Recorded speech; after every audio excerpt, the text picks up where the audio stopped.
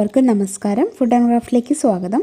ഇന്ന് ഞാൻ വന്നിട്ടുള്ളത് കുറേ പേരുടെ സംശയങ്ങൾക്കുള്ള എന്നെക്കൊണ്ടാവുന്ന രീതിയിലുള്ള ഉത്തരവായിട്ടാണ്. എനിക്കറിയാവുന്ന വിപ്പിംഗ് ക്രീമിനെ കുറിച്ചുള്ള കുറച്ച് കാര്യങ്ങളാണ് നിങ്ങൾക്ക് ഇന്ന് ഈ വീഡിയോയിൽ ഷെയർ ചെയ്യുന്നത്.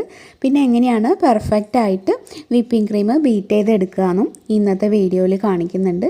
അപ്പോൾ അതിനെക്കുറിച്ച് എന്തെങ്കിലുമൊക്കെ സംശയമുള്ളവരാണെങ്കിൽ ഈ വീഡിയോ എന്തായാലും നിങ്ങൾക്ക് ഉപകാരപ്പെടും. വീഡിയോ എല്ലാവരും ഫുള്ളായിട്ട് തന്നെ കാണണം കേട്ടോ. അപ്പോൾ നമുക്ക് വീഡിയോയിൽ എന്താണെന്ന് നോക്കിയിട്ട് വരാം. വിപ്പിംഗ് ക്രീം എന്താണെന്ന് ഞാൻ പറയേണ്ട ആവശ്യമില്ല അല്ലേ. ഇപ്പോൾ നമ്മളെല്ലാവരും വിപ്പിംഗ് ക്രീമൊക്കെ യൂസ് ചെയ്യാറുണ്ടാവും.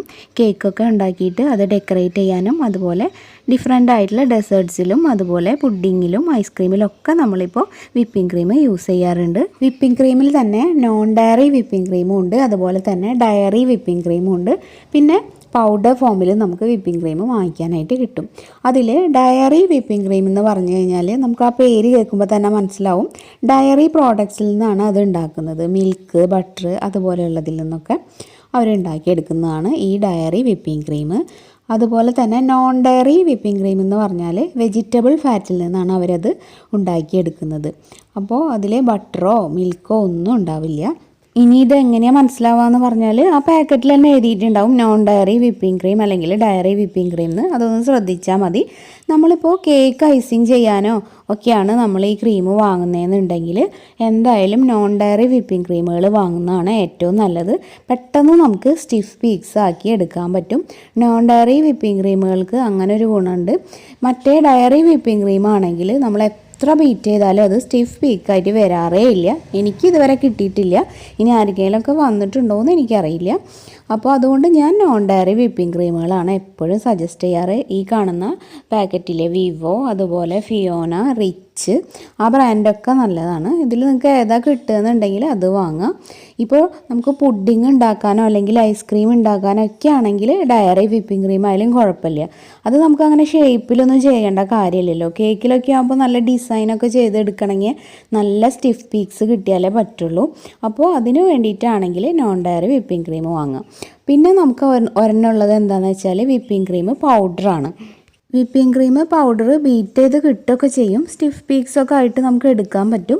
അതിൻ്റെ ബാക്കിൽ തന്നെ എഴുതിയിട്ടുണ്ടാവും അതിൽ എത്ര പാലാണ് ചേർത്തിട്ട് നമുക്ക് ബീറ്റ് ചെയ്യേണ്ടതെന്ന്. പക്ഷേ അതിൽ പറഞ്ഞിട്ടുള്ള അത്രയ്ക്കും പാല് നമ്മൾ എടുക്കരുത്. ഇപ്പോൾ അതിൽ 100 ml പാല് ചേർത്തിട്ട് ബീറ്റ് ചെയ്യാനാണ് പറഞ്ഞതെന്നുണ്ടെങ്കിൽ അതിൻ്റെ പകുതി ഒരു 50 ml പാലെടുത്തിട്ട് നമ്മൾ ബീറ്റ് ചെയ്യുക. എന്നാലേ കറക്റ്റായിട്ട് സ്റ്റിഫായിട്ട് വരുള്ളൂ. അല്ലെങ്കിൽ ആകെ ഒരു ലൂസ് പോലെയാവും. എന്നിട്ട് പിന്നെ വേണമെങ്കിൽ കുറച്ചും കൂടെ ആഡ് ചെയ്ത് കൊടുത്താൽ മതി. ആദ്യം തന്നെ അതിൽ പറഞ്ഞ അളവ് ഒരിക്കലും നമ്മൾ പാലെടുത്തിട്ട് ബീറ്റ് ചെയ്യരുത്. പിന്നെ അതിൻ്റെ ടേസ്റ്റ് എനിക്ക് അത്ര ഇഷ്ടമില്ല. ചിലർക്കത് ഇഷ്ടമുണ്ടാവും. അത് നമ്മൾ ഓരോരുത്തർ യൂസ് ചെയ്യുമ്പോൾ അവരുടെ ഒരു ടേസ്റ്റിനനുസരിച്ച് വ്യത്യസ്തമായിരിക്കും.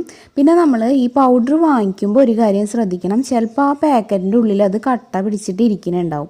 നമുക്കത് എക്സ്പയറി ഡേറ്റ് ഒന്നും ആയിട്ടില്ലെങ്കിലും ചിലപ്പോൾ അത് കട്ട പിടിക്കാനുള്ള ചാൻസ് കൂടുതലാണ്. ഞാൻ ഒരിക്കലും വാങ്ങിച്ചപ്പോൾ അത് തുറന്നു നോക്കിയപ്പോഴാണ് മനസ്സിലായത് അതിൻ്റെ ഉള്ളിൽ ഫുള്ള് പൗഡറും കട്ട പിടിച്ചിട്ടുണ്ടായിരുന്നു.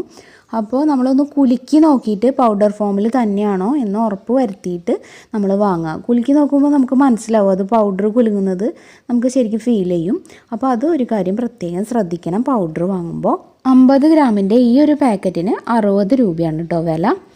ഇനി നമുക്ക് ഉപയോഗിച്ചിട്ട് ബാക്കി വരുന്ന ക്രീം എങ്ങനെയാണ് സ്റ്റോർ ചെയ്യാമെന്ന് നോക്കാം. ഇത് കണ്ടോ, ഇത് ഞാനിപ്പോൾ കുറേ നാളായിട്ട് സ്റ്റോർ ചെയ്ത് വെച്ചിട്ടുള്ള ക്രീമാണ്. ഈ പാക്കറ്റിൻ്റെ കോർണറിൽ കുറച്ച് കട്ട് ചെയ്തിട്ട് ഞാൻ ക്രീം എടുത്തു. എന്നിട്ട് ഫുള്ളായിട്ട് സെല്ലോ ടേപ്പ് ചുറ്റി കൊടുത്തിട്ട് അതിനെ മുകളിലായിട്ട് സ്റ്റാപ്ലർ അടിച്ചിട്ട് സെക്യൂർ ആക്കി വെച്ചതാണ്. ഇങ്ങനെ സ്റ്റോർ ചെയ്യുമ്പോൾ എനിക്ക് ഒരു മാസത്തിൽ കൂടുതൽ ഇരിക്കാറുണ്ട്. ഒട്ടും കേടാവാറില്ല. ഇനിയിപ്പോൾ നിങ്ങൾ അങ്ങനെ ചെയ്യണമെന്ന് ഞാൻ പറയില്ല. സാധാരണ എല്ലാവരും 2 ആഴ്ച എന്നൊക്കെയാണ് പറയാറ്. അപ്പോൾ ആ ഒരു പീരീഡ് യൂസ് ചെയ്താൽ മതി. പക്ഷേ എൻ്റെ ഒരു പേഴ്സണൽ എക്സ്പീരിയൻസ് വെച്ച് പറയുകയാണെങ്കിൽ നമ്മൾ കറക്റ്റായിട്ട് സ്റ്റോർ ചെയ്യുകയാണെങ്കിൽ ഒരു മാസം വരെ ആയാലും ക്രീമിന് കേടൊന്നും വരില്ല. പിന്നെ കറണ്ടൊന്നും പോവരുത്, അത് പ്രത്യേകം ശ്രദ്ധിക്കണം. ഫ്രീസറിൽ വെക്കുക. നമുക്ക് ആ ടേസ്റ്റ് മാറുമ്പോൾ കറക്റ്റ് അറിയാൻ പറ്റും അത് കേടായോ കേടായിട്ടില്ലേ എന്നുള്ളത്.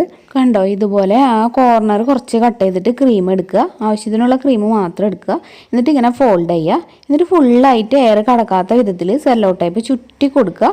അതിൻ്റെ മുകളിൽ നിരത്തിയിട്ട് അങ്ങോട്ട് സ്റ്റാപ്ലർ അടിച്ച് സെക്യൂർ ആക്കി വയ്ക്കുക. ഇങ്ങനെ എടുത്തിട്ട് നമ്മൾ ഫ്രീസറിൽ വെക്കുകയാണെങ്കിൽ ഒട്ടും തന്നെ കേടാവില്ല. ഇതെൻ്റെ പേഴ്സണൽ എക്സ്പീരിയൻസ് ആണ്. ഇങ്ങനെ ചെയ്തിട്ട് ഇതേവരെ എനിക്ക് കേടായിട്ടില്ല ക്രീം. നോൺ ഡയറി വിപ്പിംഗ് ക്രീമിൻ്റെ കേസാണ് ഞാൻ ഇങ്ങനെ പറഞ്ഞത്. ഡയറി വിപ്പിംഗ് ക്രീം ആകുമ്പോൾ പെട്ടെന്ന് എടുത്ത് തീർക്കണം എന്ന് തോന്നുന്നുണ്ട്. ഒരു 2 ദിവസത്തിൽ കൂടുതലൊന്നും ഇരിക്കുമെന്ന് എനിക്ക് തോന്നുന്നില്ല. കാരണം അത് മിൽക്കിൽ നിന്നൊക്കെയല്ലേ ഉണ്ടാക്കി വരുന്നത്. അപ്പോൾ അതിൻ്റെ ആ ഒരു ഷെൽഫ് ലൈഫ് നമുക്ക് ആലോചിച്ചാൽ തന്നെ അറിയാലോ, പെട്ടെന്ന് ചീത്തയാവും. ഇനി വില എന്ന് പറഞ്ഞാൽ ഈ ഒരു ഫിയോന വിപ്പിംഗ് ക്രീം 1 kgയുടെ ഈ ഒരു പാക്കറ്റിന് 175 രൂപയാണ് വില. എല്ലാ വിപ്പിംഗ് ക്രീമിനും ഏകദേശം ആ ഒരു റേഞ്ചിൽ തന്നെയായിരിക്കും വില.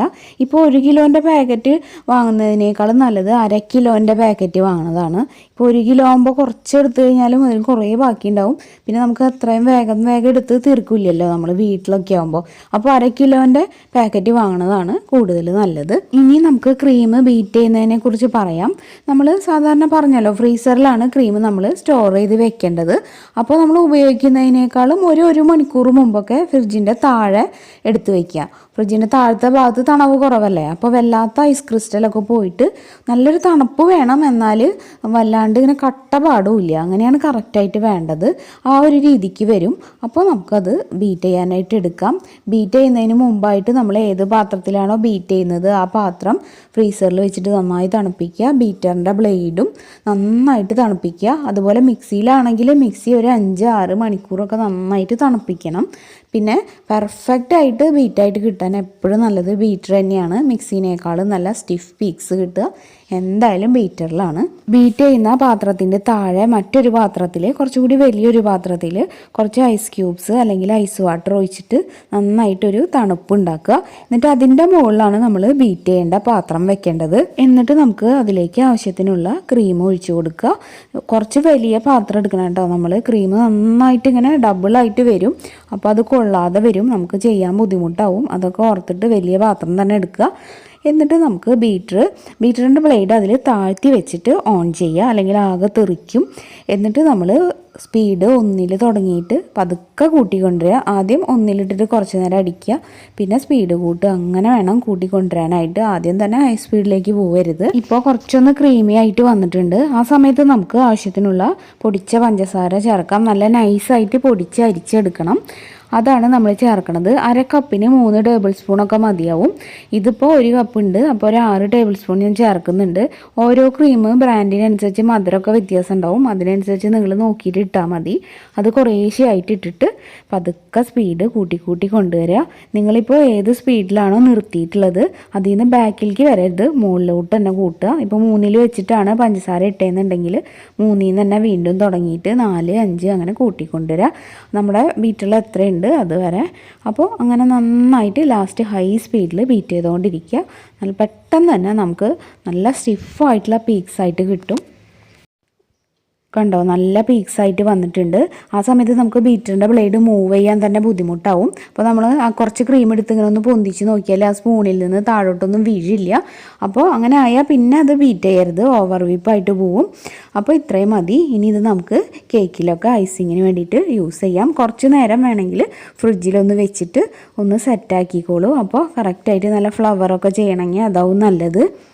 നിങ്ങൾക്ക് ഇനി ഫ്ലേവർ വേണമെന്നുണ്ടായിരുന്നെങ്കിൽ ഇതിൻ്റെ ഇടയിൽ നമ്മൾ ബീറ്റ് ചെയ്തുകൊണ്ടിരിക്കുമ്പോൾ വാനില എസൻസ് ചേർക്കുക, അല്ലെങ്കിൽ ഏത് ഫ്ലേവറാണോ അത് ചേർത്ത് കൊടുത്തിട്ട് ബീറ്റ് ചെയ്താൽ മതി. അപ്പോൾ ആ ഒരു ഫ്ലേവറിലുള്ള ക്രീം നിങ്ങൾക്ക് കിട്ടും. അതുപോലെ കളർ ചേർക്കണമെങ്കിലും ഇതിൽ നിന്ന് കുറച്ച് എടുത്തു മാറ്റിയിട്ട് ഒരു 2 ഡ്രോപ്പൊക്കെ ജെൽ കളർ അതിൽ കൊടുത്തിട്ട് ഒന്നുകൂടെ ഒന്ന് ബീറ്റ് ചെയ്താൽ മതി. അപ്പോൾ കളറും നിങ്ങൾക്ക് മിക്സായിട്ട് കിട്ടും. ഇനിയിപ്പോൾ ബീറ്റ് ചെയ്ത ക്രീം നിങ്ങൾക്ക് സൂക്ഷിച്ച് വെക്കണമെങ്കിൽ 4-5 ദിവസമൊക്കെ നമുക്കിത് ഫ്രീസറിൽ സുഖമായിട്ട് സൂക്ഷിച്ച് വയ്ക്കാവുന്നതാണ്. നല്ലൊരു ബോക്സിൽ അടച്ച് വെച്ചാൽ മതി. ഗ്ലാസിൻ്റെ ബൗളിൽ നമ്മൾ ക്രീം ബീറ്റ് ചെയ്യുകയാണെങ്കിൽ പെട്ടെന്ന് ബീറ്റായിട്ട് കിട്ടും. അപ്പോൾ ഗ്ലാസ് ബൗൾ ഉണ്ടെങ്കിൽ അതിൽ തന്നെ ചെയ്യുക, അല്ലെങ്കിൽ മാത്രം സ്റ്റീലിൻ്റെ പാത്രം ഉപയോഗിക്കുക. പ്ലാസ്റ്റിക് പാത്രങ്ങളിൽ ബീറ്റ് ചെയ്യാതിരിക്കുക മാക്സിമം. ഇപ്പോൾ വിപ്പിംഗ് ക്രീമിനെ കുറിച്ച് ഒരുവിധം എല്ലാം പറഞ്ഞു എന്നാണ് ഞാൻ വിചാരിക്കുന്നത്. ഞാനൊരു പ്രൊഫഷണൽ ബേക്കറൊന്നുമല്ല, എന്നാലും ഇപ്പോൾ കുറേ നാളായിട്ട് ഉണ്ടാക്കിയിട്ടുള്ള ആ ഒരു എക്സ്പീരിയൻസ് വെച്ചിട്ട് എനിക്കറിയാവുന്ന കാര്യങ്ങളാണ് ഇപ്പോൾ പറഞ്ഞത്. ഇനി നിങ്ങൾക്ക് ഇതിൽ കൂടുതലൊക്കെ അറിയുന്നവരുണ്ടാവും. അപ്പോൾ അവർ കമൻറ്റ് ചെയ്യുകയാണെങ്കിൽ മറ്റുള്ളവർക്കും കൂടി അത് ഹെൽപ്ഫുൾ ആവും. മിക്സി ഉപയോഗിച്ചിട്ടും അതുപോലെ ഫോർക്ക് ഉപയോഗിച്ചിട്ടൊക്കെ നമുക്ക് വിപ്പിംഗ് ക്രീം ബീറ്റ് ചെയ്തെടുക്കാൻ പറ്റും.